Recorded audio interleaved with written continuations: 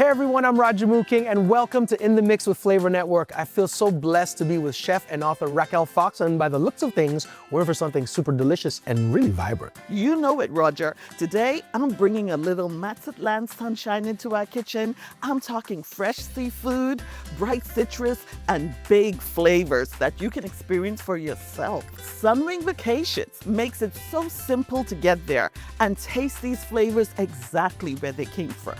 Okay, my bags are packed. Take me there, Raquel. And that's the beauty of it. With Sunwing Vacations, you can go from your kitchen to the coast in no time. One booking and you're in Mazatlán, soaking up the sun and enjoying all of those big flavors. I'm here for it. Let's go. What I love about Mazatlán cooking is how simple the ingredients can be. We really want the shrimp to be firm in texture, not fishy, not mushy, and it should smell like the ocean. Exactly. I feel like I'm in the coast right now. And if you want to nail that Mazatlán flavor, use fresh limes, bright chilies like jalapeno and serrano, and don't forget, only 2 minutes per side until the shrimp turns slightly pink and curls. Exactly. That's what Mazatlán cooking is all about.